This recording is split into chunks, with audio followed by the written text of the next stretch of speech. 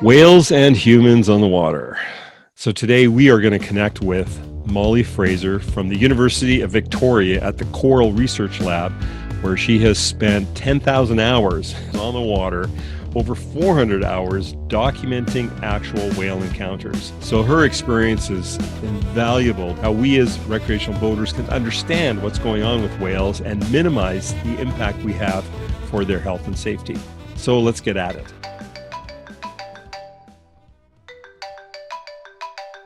Molly, thank you so much for joining us today on the Green Boater TV. Molly's joining us from the University of Victoria, Master of Science with the Coral Lab, and has a huge amount of experience with cetaceans in the Salish Sea. And Molly, welcome. Thank you so much for having me. I really am glad to be here on the Green Boater. Molly, you're a West Coaster. You've got a history with boating. You've got a history that many of us envy. Tell us a little bit about where you came from. How did this person come from a West Coast girl to a scientist and the work that you're doing with cetaceans? Thanks for asking. So I was really fortunate. I grew up on the northern part of Vancouver Island in a small community, and I spent a ton of time out on the water. Both my parents were avid fishermen and loved being out on the water. My dad actually owned sports fishing lodges. So before the age of 2, I had actually circumnavigated Vancouver Island twice.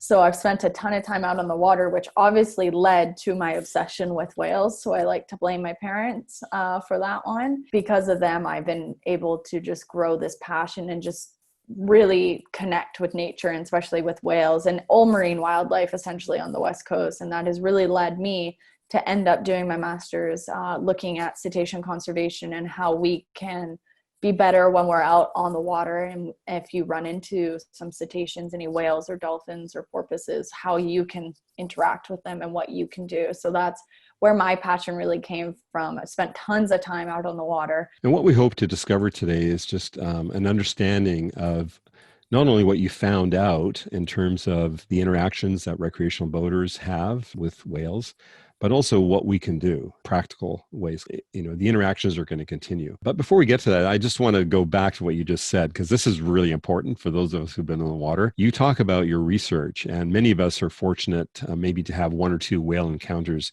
in our lifetime. But you have spent 400 hours researching and at least, was it 4,000 hours on the water, let alone all the other stuff you did before you were a scientist. But talk to us a little bit about that, the level of work that was involved in observing and recording and getting the data necessary for what we're going to talk about. Yeah, that's a really great question. So even before I started my master's, I started collecting the data for this project. So I did 2 4-month stints where I was on a boat for 15 hours a day, 5 days a week.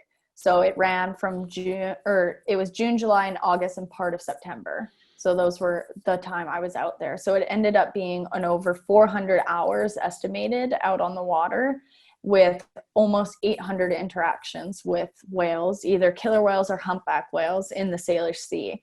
And I actually did this data collection on board a commercial whale watching vessel. So then I was able to reliably see whales every single time I was out on the water. So you saw the interaction not only between, we talk about the vessel, but these, you know, it's not just whale watching, but it's actually people, like people Exactly. on vessels that interact with these amazing creatures. And so you've probably seen a whole host of emotions. So many of us, the first time we see a cetacean, especially if it's a breaching, if we have the fortune of seeing a breaching humpback or an orca, we just freak out. And it draws us in, doesn't it? It's It such definitely an does. amazing experience. And you kind of go, man, I love this experience. I want more. And therein lies a little bit of the problem.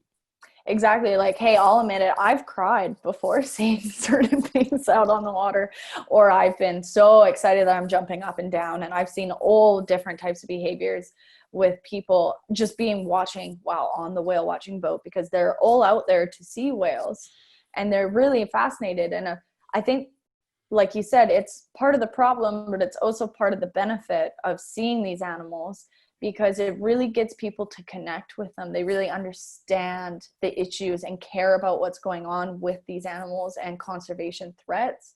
However, like you're saying, on the other end, it makes, if you're lucky enough to see a breaching action, or let's say a killer whale comes right beside the boat, you may think that's normal, when in reality, it's not very normal. It's not a normal behavior. So a huge part of this is educating people on what to what you're likely to see out on the water. You most likely aren't going to see a breaching humpback whale throw its 50-ton body out of the water, but it does sometimes. Obviously, interactions with humans and vessels is not a natural thing for wildlife, especially cetaceans. So, what are some of the problems that occur?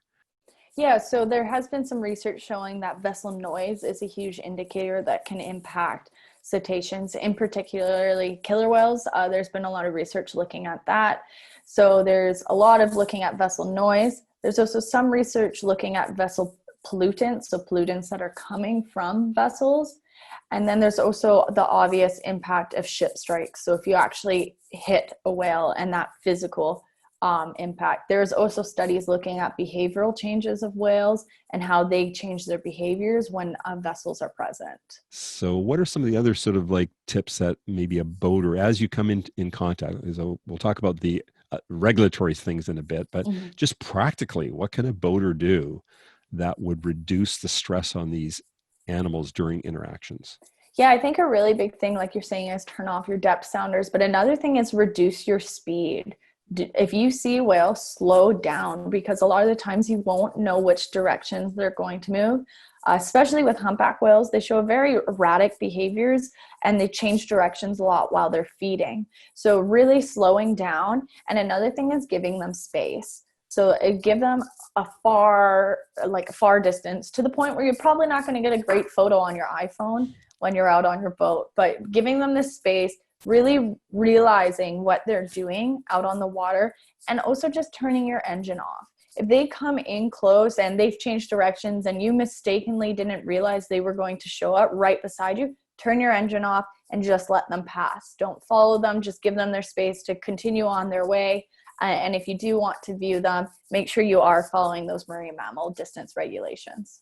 So, in all the hours that you spent on whale watching, this is, I guess, part of the tension is the whale watcher, the whale watching company wants to have a close interaction with the whales because that increases the experience of their customers. I think a really big thing is educating the people. What I found when I was working in whale watching is when you tell them why you need to stay the distance you're staying away from them, they understand. They're not out there to have an impact on whales. They just want to see these animals. And if you explain, well, if we are staying 400 meters away from them, we're reducing our impact on them. They understand that. And most people appreciate that you're actually doing that. So, fishermen, they hate not catching fish. And I know I've been on fishing boats and they go, here's the orca, there's no salmon. So what they do is they boom up their fish finders and they get very aggressive and they're fighting for the same food. And so there's a bit of a tension there. And your dad, being a fisherman, you've probably seen a little bit of that, not from your dad, but you've seen the tension that's out there with fishermen. It's not just the whale watchers. Yeah, no, definitely. And I know I've been out on the water before when the northern resident killer whales came in, and then my dad was like, well, we may as well pull our lines in. Like, it's over for the day. It's really hard. Obviously, it's going to be a change in perspective. But if fishermen can realize, wow, like, look at that animal that we're viewing right now and understand that that is also an amazing opportunity to be seeing. And it's not just, you can come out tomorrow or maybe later in the day. Most of the time, these animals are moving, like you said, very fast, and they're moving long distances. So they most likely won't be in your fishing area for very long anyway. So if you can pull your gear up and just enjoy the moment and just let them pass. I know a lot of fishermen are able to see them quite frequently. So maybe it becomes less excitement for them, but just to really realize that this is something you should be appreciating and that we can move towards it and you can fish later. It was their environment first, so let's put them first and then we come second. So were you passive on these whale watching tours? So I've observed tons of different behaviors from commercial boats and also recreational vessels. So when I was out on the water, the captains actually got really interested in seeing how far away they were actually. So they might yell at me and say, hey, how far away am I? And I would tell them their distance. And they were very surprised because these are professionals and they're surprised at distances because distance on the water is so hard to judge. And these are the people that are in the industry doing this. That's their day job, right? So a lot of the time when I first got these binoculars, I had one captain in particular who'd be like, how far away am I? And you're supposed to be 100 meters away from a humpback whale. And he was 300 meters. And he thought he was way closer than 100 meters because it's a really big animal, right? It was actually surprising to them that they found that they actually overestimated how close they were. However, when it came to doing the actual analysis of this research, what we found was that the commercial boats had less variation in their distances, and that I think in turn is due to this is their day job, this is their profession, they are the professionals in this industry for that. They're supposed to know all the regulations when it comes to each individual type of whale. Whereas with recreational boaters, there was a huge variation in distances when it came to like on the spectrum. They had huge variations where the commercial boats were a lot more close together in those distances. So what that really suggests in our research was that recreational boaters probably didn't have a great grasp of the regulations. In particular, they have been changing recent years, so it is a lot to keep up to date with. But that is something in particular is back to the education, is to really understand when you're out on the water, it is your responsibility to understand how far away you're supposed to stay from these animals. So judging the distance, what can you use to measure distance? I know a lot of the whale watching companies now have bought little like golf laser rangefinders and have bought these, and they work really well. We actually compared them to my very expensive pair of rangefinding binoculars. That is one way. It's also just to be precautionary. If you're worried about it, just stay further back. A lot of the times there's whale watching boats around animals, so they will maybe educate you when you're out there, but also just really being extra cautious if you can, because it is so difficult to judge distance on the water. And policing that's got to be tough because we have 50,000 kilometers of coastline in BC, and I think we have a responsibility, don't we? Yeah, 100%. Like, I think I explain it, it's very similar to driving. If you ran a stop sign, but you didn't mean to run the stop sign, you still ran the stop sign. So it's really important to be aware of all those regulations when you're out on the water. And it is really important for boater safety also, because if you're getting too close to a humpback whale and then they change their behavior, like this could lead to problems with boater safeties and like negative interactions between whales and boats. I'm so glad that you've come on the Green Boater TV, because our community does focus on people who, enjoy the ocean on recreational boats. When there is an encounter, is it just best to just wait? Yeah. Or is it best to turn on your engines and slowly move away? What do we do? In my personal opinion, I know different people have different opinions, but in my opinion, it's best just to turn your engine off, enjoy that moment, and just allow it to happen. However, one way to prevent that is make sure you're not in front of their line of travel. So if they're traveling this way, don't just park this way. That's when, if you have the distance and you can move out of the way, please do. Just turn your engine off, have that moment, and then let them continue on their way, and then you can turn your engine on and continue on your way. You mentioned that orca are a little bit more predictable, whereas humpbacks, they tend to change direction quickly. Or I know up north around Port McNeill and places, they feed in a circle because they're in those areas. Exactly. So especially with humpbacks or with killer whales, you may see two individuals up ahead and you want to race right over there. Well, little did you know there was three right behind you, and or three in between you and that other group. So it is really important speed also. They say when you're within a kilometer of whales to stay as slow as you can. I believe it's 7 knots, below 7 knots. So if you can stay below that, that's good, because it gives you time to react. Like if a whale pops up right in front of you, you're not going to have a time to react if you're going really fast. So if you're going slow, that gives you the time also to protect yourself. You see these images of humpback whales with propeller strafe marks on their backs. Did you experience anything close to that in the thousands of hours that you were out there? Did you see those kinds of collisions or near collisions? I saw a near collision with a freighter. So a freighter, and there was a humpback whale right there, and I actually thought it was going to hit it. Luckily, the whale dove down in time. It was a humpback whale, and then he surfaced somewhere else. So I have seen close encounters. It is something really scary when you're watching it, because you just feel so helpless. You can't do anything about it when a huge freighter is just going right through. the area, and there's a humpback whale right there.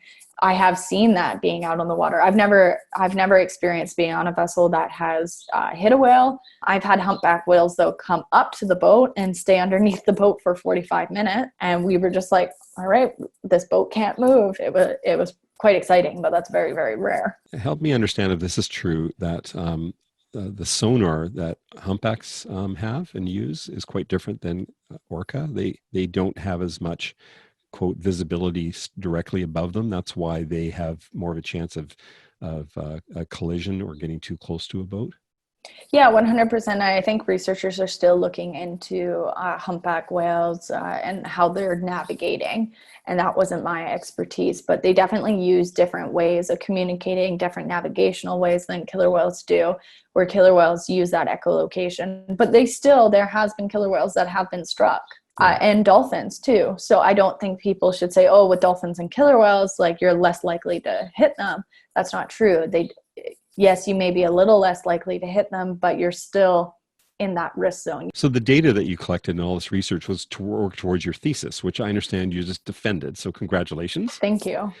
What did the data tell you in terms of trends? Yeah, so first of all, I really wanted to emphasize that when it came to compliance rates to following these marine mammal distance regulations, commercial operators were 18% compliant around killer whales and 14% around humpback whales. Whereas with recreational vessels, which I categorize that as a sailboat, a fishing boat, a kayak, any other type of boat that isn't a commercial whale watching boat that was out there opportunistically watching whales, their compliance rates were they were 45% of encounters. They were non-compliant around killer whales. Not compliant. Not compliant. Wow. And then it was 20% around humpback whales.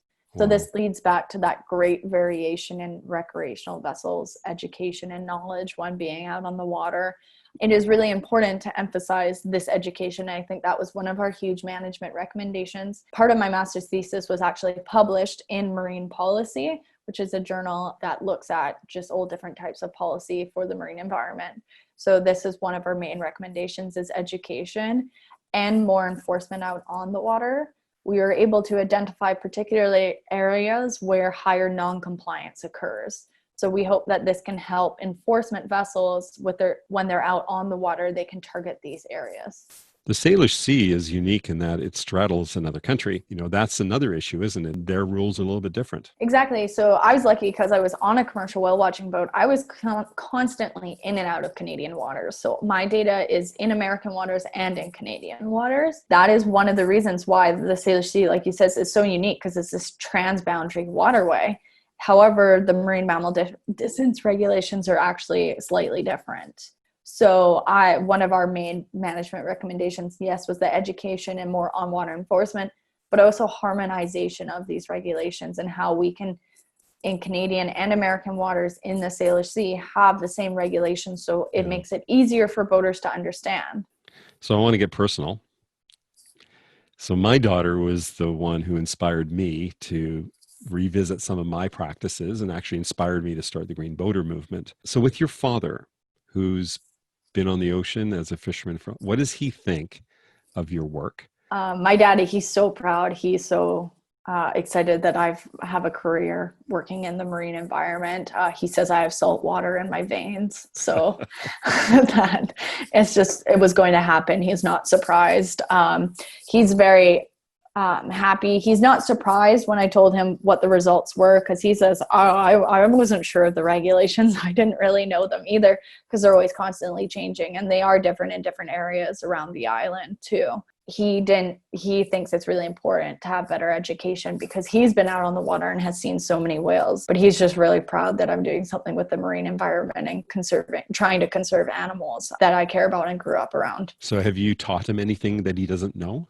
Oh, for sure. I don't think he knew many of the regulations before, just the basic ones, but he now knows what the distance regulations are around the killer whales and humpback whales and other types of whales also. And just explaining to him all these different vessel impacts that they have that boats have out on the water, which is research that has just been developing in the last 20, 30 years. So he's really intrigued by this stuff and finds it very interesting, and is glad to know that when he's out on the water now, to make sure he slows down and he's not going in to see an animal too closely, and he's keeping his distance, and he knows the right regulations now. But of course, it's hard. They do change. There are amendments. So it is hard to keep up to date. And especially when they're different between Canadian and American regulations, it's confusing. I get confused sometimes. And I'm supposed to be the quote unquote expert on it. We're going to give some links later to where people can find information about your work and Coral itself that you're connected with. That's connected to the university. Is it a nonprofit, or is there ways of boaters being able to participate financially to support projects or programs? Yeah, so the University of Victoria laboratory I was in was the Coral Lab. But I do know a non-for-profit organization called the Wild for Whales Foundation, and they actually funded a lot of my research. They work with a whole bunch of different people, and they're a non-for-profit where you can actually put money towards. One of our co-authors is with Rain Coast Foundation, which is doing a lot to try to protect the southern resident killer whales. There's lots of local organizations that you can work towards to help protect and conserve these animals, and it depends what you're wanting to put your money towards. You can put it towards salmon conservation, you can put it towards research, and so there's a lot of different organizations out there, and we can try to provide some links of stuff that we're related to. As we're talking about education, so we will provide links to places where boaters both from Canada and the United States can go to find out what the regulations are. Also put some links into these Gulf finders. I mean, that's a great idea. I've had some of those expensive compass binoculars that eventually end up overboard. And so I think I was so scared to not throw them overboard. Oh my gosh, the ones I had were very expensive that I've had on loan. And I was like, these are glued to me. Where can people get a hold of you? Yeah, so I'll provide my email, my University of Victoria email, and that's probably the best way to get in contact with me regarding any further follow-ups or curiosity, because I'm definitely wanting it out there. I want to talk with the public. That's my favorite part, is talking with stakeholders and the public and people out on the water and seeing their point of view. Molly, thank you so much for helping us out today. And our community is a little bit wiser today and more knowledgeable about what's going on out there. And we can do our part to help protect whales and enjoy this incredible life that we have here on the West Coast. We're so fortunate to live on the West Coast. So let's just do everything we can to conserve the beauty. Thank you very much, Molly. Thanks so much, Bruno. Hey, I trust you enjoyed today's episode of the Green Boater TV. If you'd like to learn more about what it means to be a green boater as an ocean enthusiast, learn about products, practices, hear from people with experience, I encourage you to subscribe by hitting the button below. Hey, until next time, this is the Green Boater, looking for ways to help you create the ocean you love.